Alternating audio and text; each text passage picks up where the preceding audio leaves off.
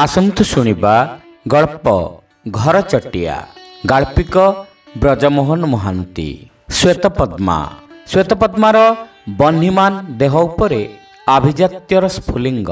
ମନରାଜ୍ୟରେ ବିପ୍ଳବର ଦୁନ୍ଦୁଭି। କଡ଼ ଲେଉଟାଇଲା ଶ୍ୱେତପଦ୍ମା।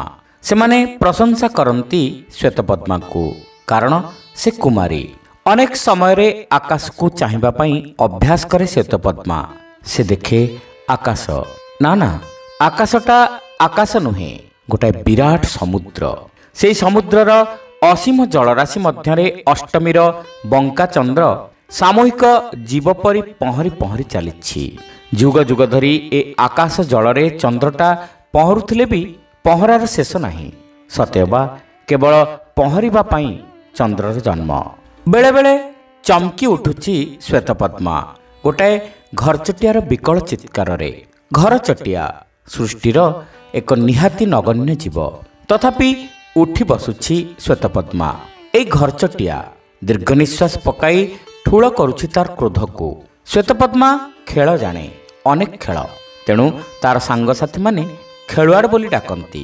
ଅନେକ ସମୟରେ ଶ୍ୱେତପଦ୍ମା ଖେଳି ଖେଳି ବେଦମ ହୋଇପଡ଼େ, କିନ୍ତୁ ଈର୍ଷା କରେ ଘରଚଟିଆ।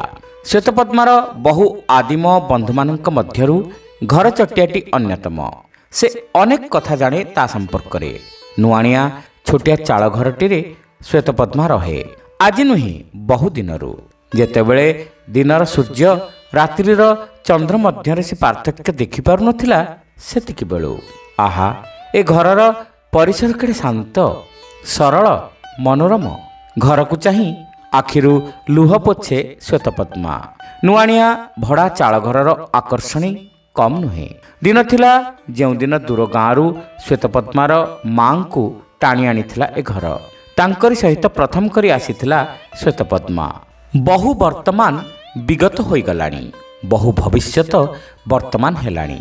ହେଲେ ଶ୍ୱେତପଦ୍ମା ଭାବେ ଜୀବନର ବହୁ ପୁରାତନ ପୃଷ୍ଠା ଏଯାଏଁ ଅଖୋଲା ରହିଯାଇଛି। ସେ ଆଉ ଖୋଲିବ ନାହିଁ।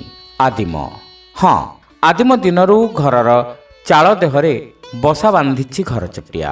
ତାର ହୁଏତ ପୁଅ ନାତି ହୋଇଛନ୍ତି, ବଂଶ ବୃଦ୍ଧି ହୋଇଛି, କିନ୍ତୁ ଘରଚଟିଆଟିର ଜନ୍ମ ନିରୋଧ ପାଇଁ କେହି କେବେ ସେମାନଙ୍କ ସଂଖ୍ୟାର ହିସାବ ରଖିନାହିଁ। ସେମାନେ ବଢ଼ନ୍ତୁ, ସହରରୁ ଚାଳଘର ସଂଖ୍ୟା କମି କମି ଲୋପ ହେବାଯାଏ। ସମୟ ଗଡ଼ୁଛି। ଚିନ୍ତାର ନୂଆ ନୂଆ ପାଖୁଡ଼ାରେ ରଙ୍ଗ ବୋଳି ପ୍ରଜାପତିକୁ ଅପେକ୍ଷା କରୁଛି ଶ୍ୱେତପଦ୍ମା। କିନ୍ତୁ ହଁ, ସବୁ ମନେ ଅଛି ଶ୍ୱେତପଦ୍ମାର। ସାମାନ୍ୟ ସମୟର ବ୍ୟବଧାନରେ ବିଦାୟ ନେଇଥିଲେ ତାର ବାପା ଆଉ ମା। ଶେଷରେ ରହିଗଲା ଏଇ ଶ୍ୱେତପଦ୍ମା। ଶିକ୍ଷିତା ସେ, ତଥାପି ଅନେକ ସମୟରେ ଶିକ୍ଷାକୁ ସ୍ୱୀକାର କରେ ନାହିଁ ଜୀବନ। ଜୀବନ ଯାହା ଖୋଜେ ଶିକ୍ଷା ତାହା ଦେଇପାରେ ନାହିଁ। ସେଥିପାଇଁ ସେ ତାର ହତଭାଗ୍ୟ ଜୀବନକୁ ବସି ବସି ନିନ୍ଦା କରେ। ନା ନା, ଶ୍ୱେତପଦ୍ମା କାନ୍ଦେ। ଥରେ ନୁହେଁ, ଅନେକ ସମୟରେ କାନ୍ଦେ। ତା କାନ୍ଦରେ କେହି କେବେ ସମବେଦନା ଜଣାନ୍ତି ନାହିଁ। କିନ୍ତୁ ଘରର ଚାଳ ଉପରେ ଥାଇ ରହି ରହି ରାବ ଦିଏ ଏଇ ଘରଚଟିଆ। ସେଦିନ ଚାଳ ଉପରକୁ ଚାହିଁଥିଲା ଶ୍ୱେତପଦ୍ମା। ଆଜି ତାକୁ ଜୀବନର ଏକ ମସ୍ତ ବଡ଼ ଫଇସଲା କରିବାକୁ ହେବ। ଏଇ ଘରଚଟିଆ ଅଫିସର କହିଛନ୍ତି, ମୁଖ୍ୟ ସେବିକା ଶ୍ୱେତପଦ୍ମାର ଅଫିସର କହିଛନ୍ତି ଟୁର୍ କରିବାକୁ ହେବ। ନିଜ ଜିପ୍ରେ ସେ ନେଇଯିବେ ମହାବିନାୟକ ପ୍ରଦର୍ଶନୀ ମଣ୍ଡପକୁ। ଅଫିସର ବିରଞ୍ଚି ନାରାୟଣ ହରିଚନ୍ଦନ, ଶାନ୍ତ, ସରଳ, ପୁଣି ସମବେଦନଶୀଳ। ଏଥର ଆଖି ବୁଜି କିଛି ସମୟ ଖଟ ଉପରେ ଶୋଇପଡ଼ିଲା ଶ୍ୱେତପଦ୍ମା। ହଁ ହଁ, ତାକୁ ଯିବାକୁ ହେବ। ଟଙ୍କା, ଜୀବନ, ପୁଣି ଯୌବନ, ଏ ତିନୋଟି ଯାକ ବହନ କରି ଚାଲିବାର କୌଶଳ ଶିକ୍ଷା କରିବାକୁ ହେବ। ଶ୍ୱେତପଦ୍ମା ଭୁଲ କରୁନାହିଁ। ଦିନର ଆଲୋକ ସହିତ ଶ୍ୱେତପଦ୍ମାର ଚାଳଘର, ଖଟ, ବିଛଣା ସବୁ ଯେମିତି ଜଳିବାକୁ ଆରମ୍ଭ କରିଛନ୍ତି। ଝରକାର ରେଲିଂ ଦେହରୁ ପୁଳା ପୁଳା ନିଆଁ ଖସି ପଡ଼ୁଛି। ବିଛଣା ଉପରେ ବସିଲା ସେ। ଦିନ 9:30। ଆଉ ମାତ୍ର ଗୋଟିଏ ଘଣ୍ଟା ମଧ୍ୟରେ ତାକୁ ପ୍ରସ୍ତୁତ ହେବାକୁ ପଡ଼ିବ। କିଚିରି ମିଚିରି କରି ରାବି ଉଠିଲା ଘରଚଟିଆ। ଟ୍ରଙ୍କ ଦେହରୁ ନୂଆ ନାଇଲନ ଲୁଗାଟା ବାହାର କରୁ କରୁ ଅଟକିଗଲା ଶ୍ୱେତପଦ୍ମା। ନା, ଆଉ ହେବନି। ଏଇ ଘରଚଟିଆ ସବୁ ଅଶୁଭର କାରଣ। ଘରଚଟିଆ ବୋବିଲା ବୋଲି ଶ୍ୱେତପଦ୍ମାର ବାପା ମା ରୋଗରେ ପଡ଼ି ମଲେ। କିନ୍ତୁ ଘରଚଟିଆ ନ ଆସିବା ଆଗରୁ ସଂସାର ବେଶ୍ ସୁଖରେ କଟି ଯାଉଥିଲା। ଅଶୁଭ ଘରଚଟିଆ ହିଁ ପରିବାର ଧ୍ୱଂସର କାରଣ। ଖଟ ଉପରୁ ଉଠି ଆସିଲା ଶ୍ୱେତପଦ୍ମା। ବିଛଣା ଚଦରଟାକୁ ପୁଳା କରି ଫିଙ୍ଗିଦେଲା ଘରଚଟିଆ ଉପରକୁ। ଭୟାର୍ତ୍ତ ଘରଚଟିଆ ଫୁର୍ କରି ଉଡ଼ି ଆସି ବସିଲା କାନ୍ଥ ଉପରେ। 10ଟା ବାଜି ଯାଇଛି, କିନ୍ତୁ ଘଣ୍ଟା ଦେଖିବାକୁ ଶ୍ୱେତପଦ୍ମାର ଅବସର ନାହିଁ। ପ୍ରଥମେ ଘରଚଟିଆକୁ ଶେଷ କରିବା ଦରକାର, ନଚେତ୍ ଶୀତେଇ ଉଠିଲା ସେ। ମଶାରୀ ବାଡ଼ାରୁ ଖଣ୍ଡିଏ ଧରି ଆକ୍ରମଣ କଲା ଶ୍ୱେତପଦ୍ମା। ବିଚରା ଘରଚଟିଆ ଏ କାନ୍ଥରୁ ସେ କାନ୍ଥକୁ ଫୁର୍ଫାର୍ ହୋଇ ଉଡ଼ିବାର ଲାଗିଛି।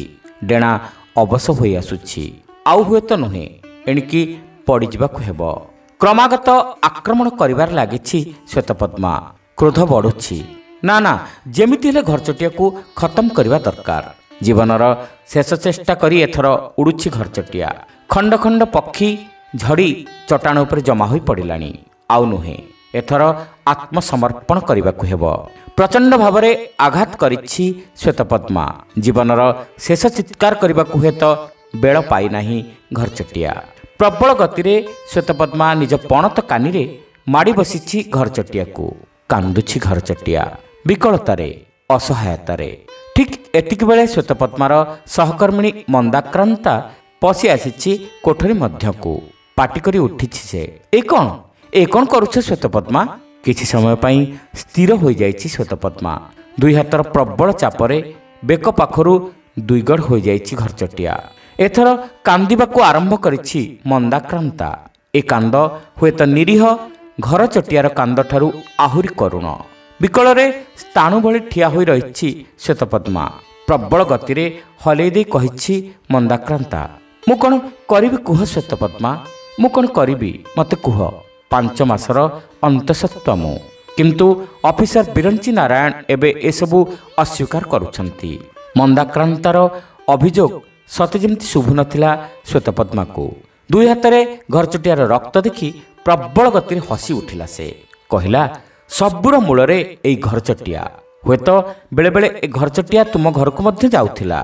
ଘରଚଟିଆର ଛିଣ୍ଡା ପରଗୁଡ଼ିକ ଖଣ୍ଡ ଖଣ୍ଡ ହୋଇ ଖସି ପଡ଼ୁଥିଲା ଚଟାଣ ଉପରେ। ଶ୍ରୋତାବନ୍ଧୁ, ଏଇଠି ଶେଷ ହେଲା ଗଳ୍ପ ଘରଚଟିଆ। ଗପଟି ଆପଣମାନଙ୍କୁ କେମିତି ଲାଗିଲା କମେଣ୍ଟ କରି ନିଶ୍ଚିତ ଜଣାଇବେ।